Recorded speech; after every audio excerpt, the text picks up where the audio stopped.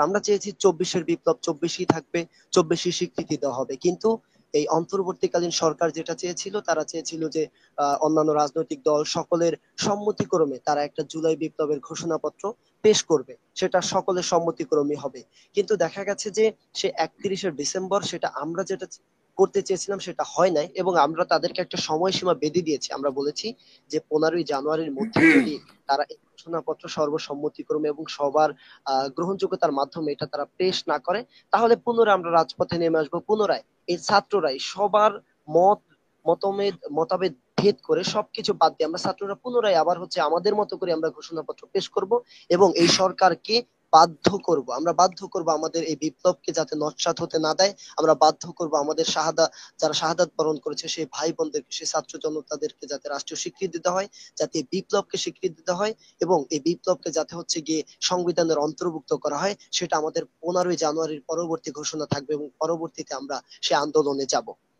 বিশেষ করে যদি আমি প্রথমেই বলতে চাই, 1971 সালে মুক্তিযুদ্ধের পরে 2024 সালে যে গণ অভ্যুত্থান হয়েছে, ছাত্র জনতার যেই বিপ্লব হয়েছে, সেই বিপ্লবটা অনেকেই চায় নস্যাৎ হয়ে যাক। বিশেষ করে 1971 সালে যে মুক্তিযুদ্ধ, সেই মুক্তিযুদ্ধের পরে 2024 সাল পর্যন্ত আমরা দেখেছি অনেক স্বৈরাচারী জন্ম নিতে চেয়েছে, অনেক স্বৈরাচারী নিজেদের রাজত্ব কায়েম করতে চেয়েছে, কিন্তু 2024 সালের আগে 16 বছর ধরে শেখ হাসিনা সরকার এই স্বৈরাচার এই খুনি হাসিনা যেভাবে নিজেদেরকে প্রতিষ্ঠিত করতে চেয়েছে, সেটা 2024 সালের গণ অভ্যুত্থানে এই ছাত্র জনতা হতে দেয় নাই।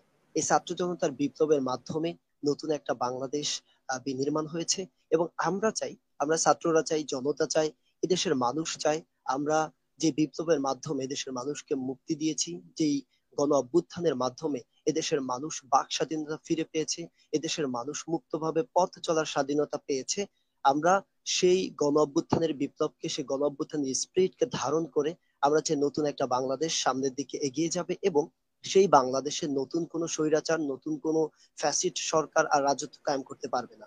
ঠিক তেমনি ভাবে এই 2024 সালের গণ অভ্যুত্থানে আমাদের অনেক ছাত্র জনতা শহীদ হয়েছেন, অনেক ছাত্র জনতা এখনো আহত হয়ে কাতরাচ্ছে, হসপিটালে কিংবা বাসার বেডে কাতরাচ্ছেন।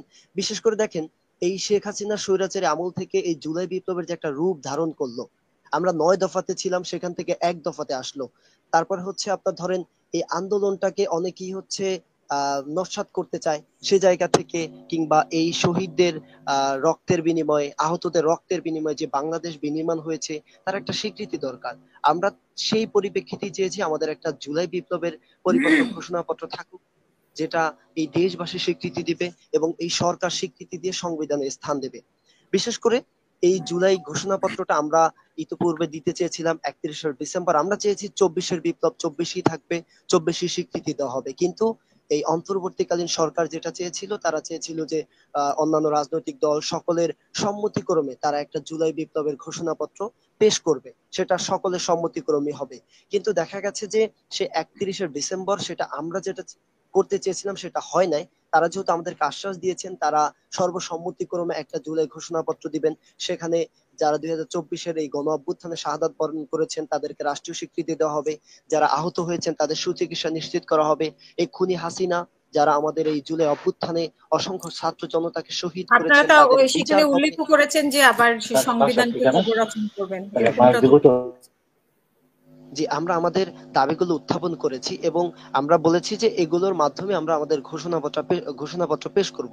যেহেতু এই সরকার বলেছে তারা সকল রাজনৈতিক দলের এবং সবার সম্মতিক্রমে একটা ঘোষণাপত্র পেশ করবে, তাই আমরা অপেক্ষা করছি, এবং আমরা তাদেরকে একটা সময়সীমা বেঁধে দিয়েছি। আমরা বলেছি যে 15ই জানুয়ারির মধ্যে যদি তারা এই ঘোষণাপত্র সর্বসম্মতিক্রমে এবং সবার গ্রহণযোগ্যতার মাধ্যমে এটা তারা পেশ না করে, তাহলে পুনরায় আমরা রাজপথে নেমে আসবো। পুনরায় এই ছাত্ররাই সবার মত মতাবেদ ভেদ করে সবকিছু বাদ দিয়ে আমরা ছাত্ররা পুনরায় আবার আমাদের মতো করে আমরা ঘোষণাপত্র পেশ করব, এবং এই সরকারকে আমরা বাধ্য করব আমাদের এই বিপ্লবকে যাতে নস্যাৎ হতে না দেয়। আমরা বাধ্য করব আমাদের যারা শাহাদাত বরণ করেছে সেই ভাই বোনদেরকে, সেই ছাত্র জনতাদেরকে যাতে রাষ্ট্রীয় স্বীকৃতি দিতে হয়, যাতে এই বিপ্লবকে স্বীকৃতি দিতে হয়, এবং এই বিপ্লবকে যাতে গিয়ে সংবিধানের অন্তর্ভুক্ত করা হয়, সেটা আমাদের 15ই জানুয়ারির পরবর্তী ঘোষণা থাকবে, এবং পরবর্তীতে আমরা সে আন্দোলনে যাব।